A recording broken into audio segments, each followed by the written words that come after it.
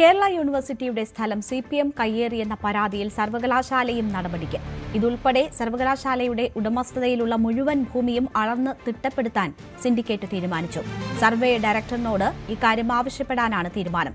AKGയുടെ സ്മരണ നിലനിർത്താൻ പഠന ഗവേഷണ കേന്ദ്രം ആരംഭിക്കാൻ ഭൂമി അനുവദിക്കണമെന്ന AKG സ്മാരക കമ്മിറ്റിയുടെ നിവേദനത്തിന്റെ അടിസ്ഥാനത്തിലാണ് 1977 AK ആന്റണി സർക്കാർ സർവകലാശാലയുടെ ഭൂമി അനുവദിച്ചത്. എന്നാൽ ഇതിനു പുറമെ കൂടുതൽ ഭൂമി CPM കയ്യേറിയെന്ന പരാതി ഹൈക്കോടതിയുടെ പരിഗണനയിലാണ്. അതിനിടയിലാണ് സർവകലാശാലയുടെ പുതിയ നീക്കം. പാവങ്ങളുടെ പടത്തലവനെന്ന് CPM വിശേഷിപ്പിക്കുന്ന ജനകീയ നേതാവ്, കേരളം കണ്ട ഏറ്റവും ജനകീയനായ കമ്മ്യൂണിസ്റ്റ് നേതാവ് AKGയുടെ സ്മരണ നിലനിർത്താൻ വേണ്ടിയാണ് AKG പഠന ഗവേഷണ കേന്ദ്രം CPM ആരംഭിച്ചത്. 77 AK ആന്റണി മുഖ്യമന്ത്രിയായിരിക്കെ AKG സ്മാരക സമിതിയുടെ സെക്രട്ടറി EK നയനാർ അന്നത്തെ മുഖ്യമന്ത്രിക്ക് നൽകിയ കത്തിന്റെ അടിസ്ഥാനത്തിലാണ് സർവകലാശാലയുടെ ഭൂമിയിൽ നിന്ന് 34 സെന്റ് പാളയത്തെ ഭൂമി 34 സെന്റ് CPMന് വിട്ടുകൊടുത്തത്. AKG പഠന ഗവേഷണ കേന്ദ്രം സ്ഥാപിക്കാനായിരുന്നു ഈ ഭൂമി അന്ന് സർക്കാർ CPMന് AKG സ്മാരക സമിതിക്ക് വിട്ടുകൊടുത്തത്.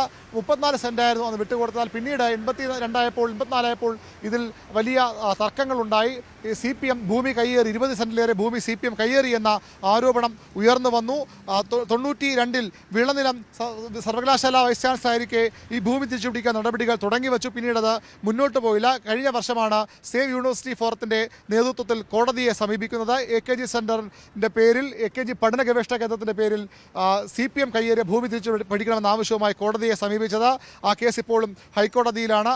അതിനിടയിലാണ് സർവകലാശാലയിൽ ഭരണം മാറി വരുന്നതും UDFന് ആധിപത്യമുള്ള സിൻഡിക്കേറ്റ് വരികയും ചെയ്തത്. ഇന്നലെ ആ സിൻഡിക്കേറ്റാണ് സർവകലാശാലയുടെ എല്ലാ ഭൂമിയും അളന്നു തിട്ടപ്പെടുത്താൻ തീരുമാനിച്ചത്. സർവേ ഡയറക്ടറെ ചുമതലപ്പെടുത്താനാണ്, അദ്ദേഹത്തോട് അഭ്യർത്ഥിക്കാനാണ് തീരുമാനം.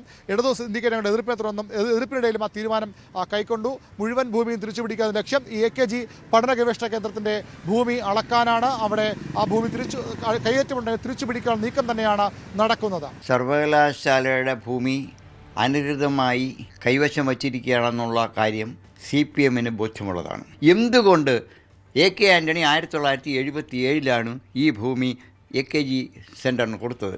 അന്ന് CPMൻ്റെ സെക്രട്ടറി ആയിരുന്ന നയനാർക്കാണ് കൊടുത്തത്. എന്നാൽ കൊടുത്ത ഭൂമിയേക്കാൾ ഇരട്ടിയിൽ കൊടുത്താൽ അവർ യൂണിവേഴ്സിറ്റി ഭൂമി പിടിച്ചെടുത്തു എന്നുള്ള സത്യമാണ്. എനിക്ക് സർക്കാരിൽ നിന്നും സർവേ ഡിപ്പാർട്ട്മെൻറ്റിൽ നിന്ന് കിട്ടിയ രേഖയിൽ പറയുന്നത് 55 സെൻറ്റ് ഭൂമി AK സെന്റർ കൈവശമുണ്ടെന്നുള്ളതാണ്. ഇത് CPM നേരത്തെ അപകടം തിരിച്ചറിഞ്ഞിട്ടുണ്ട്. അതുകൊണ്ട് തന്നെ കോടതിയിൽ അവർ കക്ഷി ചേർന്നിട്ടുണ്ട്. കോടതി CPM നിലപാട് ആവശ്യപ്പെട്ടിട്ടുണ്ട്. ഏതായാലും ഇതുമായി ബന്ധപ്പെട്ട പല ഫയലുകളും ഇപ്പോൾ സെക്രട്ടേറിയറ്റിൽ പോലും ഇല്ല എന്നുള്ള വിവരങ്ങളും പുറത്തു വരുന്നു. ഏതായാലും CPMന് ഏറ്റവും വൈകാരിക ബന്ധമുള്ള ഇടമാണ്. ദീർഘനാൾ CPMന് സംസ്ഥാന കമ്മിറ്റി ആസ്ഥാനമായി കൂടി പ്രവർത്തിച്ച AKGക്ക് ശേഷം EMS ഉൾപ്പെടെയുള്ള നേതാക്കൾ പ്രവർത്തിച്ച AKGയുടെ പേരിലുള്ള ഈ സ്ഥാപനം, അവിടെ സർക്കാർ ആ ഭൂമി തിരിച്ചുപിടിക്കാനുള്ള ശ്രമങ്ങളുമായി മുന്നോട്ട് വന്നാൽ നിയമപരമായും അതുപോലെ തന്നെ രാഷ്ട്രീയമായും CPM അതിനെ തടയാൻ തന്നെയാകും ശ്രമിക്കുക. ഏതായാലും വലിയ നിയമ രാഷ്ട്രീയ പോരാട്ടങ്ങൾക്കാകും ഇന്നലത്തെ സിൻഡിക്കേറ്റിന്റെ, കേരള സർവകലാശാല സിൻഡിക്കേറ്റ് തീരുമാനം വഴിവെക്കുക. കൂടുതൽ വാർത്തകൾക്ക് News 18 Keralam YouTube channel subscribe ചെയ്യുക.